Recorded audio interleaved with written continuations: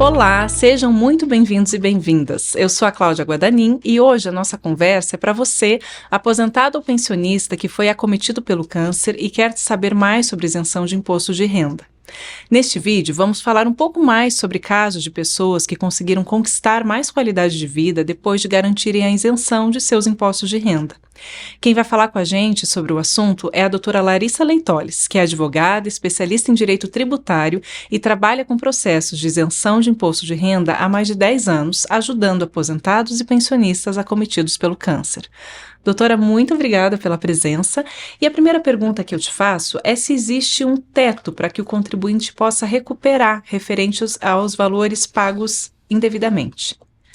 É bem importante essa pergunta, Cláudia, bem diferente. Não existe um teto, né? Tudo aquilo que ele pagou indevidamente, ele vai conseguir restituir, tá? Sempre limitado até os últimos 5 anos. E esses valores, eles são corrigidos pela taxa Selic, certo? Então, eu tenho casos no escritório, por exemplo, de contribuintes que recuperaram mais de R$460 mil em uma única ação, mais de R$180 mil, né? Vai depender muito aí da renda, né, do próprio contribuinte, certo? Então, mas não existe um teto. Certo. Eu tenho vários casos de valores aí superiores a R$100 mil. E cifras de R$500 mil, até um pouco mais, porque tem pessoas que são beneficiários de previdência privada. Então, aqueles fundos de previdência que a pessoa pagaria lá 15%, 10% de imposto de renda, vai depender do acordo, né, do contratual e da alíquota estipulada no contrato.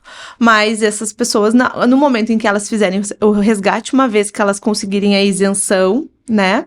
Desde que no momento em que elas façam o processo, elas mencionem expressamente essa renda, né, essa fonte pagadora, elas vão conseguir fazer esse resgate dessa previdência privada, por exemplo, sem a isenção, sem a cobrança do imposto de renda, já isentos, né? Nesse episódio, a gente está falando de alguns cases de sucesso, digamos assim, né? Tem alguns que você queira trazer, que você se recorde que foram interessantes e que tem um lugar especial aí na sua carreira? Tem vários, né? Eu tenho, inclusive, um que ele tá nos destaques do Instagram, é do seu João José Berlim. Seu João José Berlim, ele era cardiopata grave, né? Ele brinca que com a isenção ele comprou 2 carros. Porque realmente deu muita diferença na vida dele. Porque além dele ser aposentado, ele também era pensionista, né? Ele recebia uma pensão por morte da primeira esposa. Então, ele realmente teve uma grande mudança ali no padrão de vida com a isenção, né? Ele tinha a alíquota máxima na época que a gente fez a isenção para ele. Ele tinha pouco mais de 55 anos e ele tinha uma alíquota ali de 27,5%. Então, a partir do momento que ele deixou de ter aquela cobrança, né, ele conseguiu ali regularizar a vida que estava com alguns problemas e, inclusive, ajudou muito no tratamento. Para você ter ideia, no decorrer do processo, eu recebi uma ligação, eu não conseguia falar com ele, precisava para atualizar um documento. E ele me informou eu fui informada que ele estava hospitalizado. Ele teve um novo infarto no curso do processo, né? Nossa. Teve que passar por uma nova angioplastia. Então, ele é um cliente que eu guardei, assim, né, com carinho. Infelizmente, ao longo do processo, alguns clientes já vieram a óbito. E uma pergunta que eu sempre recebo é: doutora, e caso eu venha a falecer, o que acontece? Se o contribuinte falecer e o processo já foi ajuizado, os herdeiros vão ser habilitados no processo e vão ter direito a esse valor que ele receberia a título ali da isenção, não o preferente, tá? Outra dúvida que sempre me perguntam meu pai era isento e eu sou pensionista, essa pensão é isenta? Não é o ordenado que recebe a isenção, e sim a pessoa, né, o contribuinte, certo? Mas os valores que ele tinha direito a retroativo vai fazer parte do espólio e os herdeiros vão receber. Certo.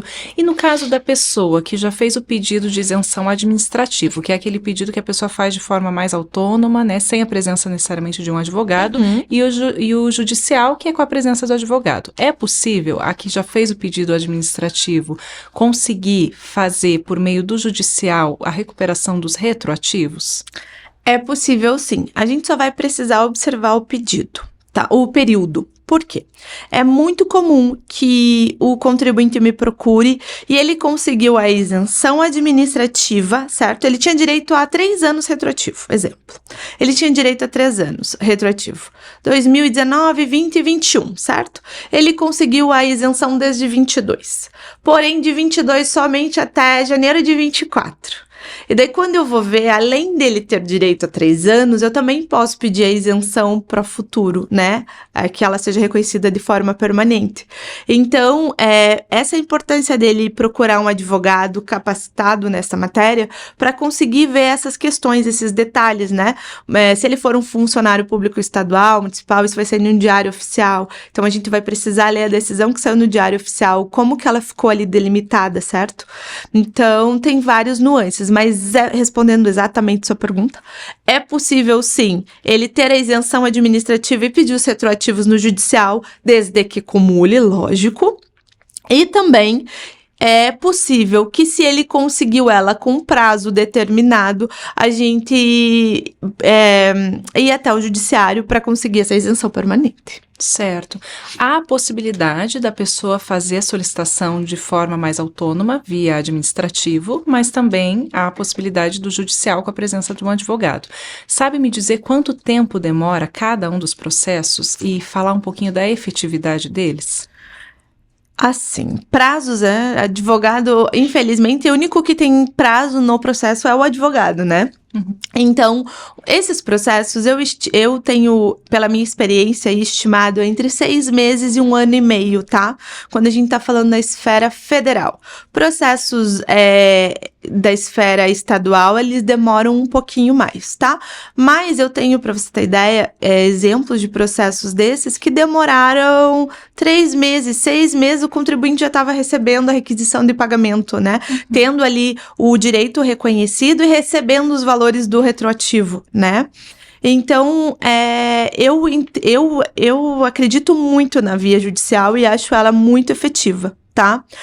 Paralelo a isso, eu sou procurada todos os dias por inúmeros contribuintes que já fizeram seus pedidos administrativos e tá lá 60, 70, 80 dias parado, 180 dias, já passou 1 ano, foi indeferido, ele apresentou um novo documento, não foi analisado, tá aguardando realização de perícia, até agora não teve uma movimentação, né? Como que eu sempre trabalho, quando o contribuinte me procura e a gente faz o processo dele, a gente informa ali o número do processo, a vara que ele tramita, e se ele, conforme as movimentações vão acontecendo, nós vamos informando o cliente, né? Uhum. Então, no judicial, ele vai vendo ali a caminhar, né, do processo. Tá com o juiz para análise de algum pedido, tá demorando por isso, ele sabe em que momento tá, né? O que eu não consigo vislumbrar no administrativo. Sim. Então, eu, como contribuinte, me sentiria muito mais segura fazer o pedido na esfera judicial, inclusive pela questão ali da permanência do pedido, tá? Uhum, com certeza. Mais alguma observação, alguma pontuação? Me chamou a atenção na sua fala que você disse que na esfera estadual, às vezes, demora mais do que na federal. Queria saber o motivo para isso acontecer. Porque a justiça estadual, ela tem, em alguns estados, uma contingência menor de funcionários, né? Então, mas por uma questão mesmo interna da estrutura do judiciário, certo? Uhum. Não por uma alteração do processo. O processo é o mesmo, certo? É mesmo pela questão da estrutura do judiciário. A Justiça Federal ela costuma ser um pouco mais séria. Maravilha. Mais alguma conclusão, finalização? Essas são as minhas considerações mesmo. E sempre que o contribuinte que acessar o canal viu esse informativo e tiver dúvida, eu e a minha equipe estamos à disposição para conversar com eles. Como essas conversas, elas são informativas, então o contribuinte vai conseguir agendar um horário. Esse primeiro contato, por ser informativo, ele não tem custo, né? É muito comum que as pessoas perguntem valores de honorários nesse primeiro contato, ou no Instagram, no Facebook, né? Ou nos comentários do YouTube. E, infelizmente, pela questão do Código de Ética dos Advogados, a gente não conversa sobre honorários assim, somente em reunião pessoal, após análise do caso. Sim. Então, mas quem tiver interesse e desejar conversar com a minha equipe para saber mais sobre o assunto, a gente está à disposição. Importante. Obrigada, doutora, muito obrigada pelos esclarecimentos. E você que nos acompanhou até aqui, a gente agradece muito a companhia. Se você tem dúvidas, quer saber como garantir a sua isenção, entre em contato com a nossa equipe por meio do link que vai estar na descrição do vídeo. Obrigada e até a próxima!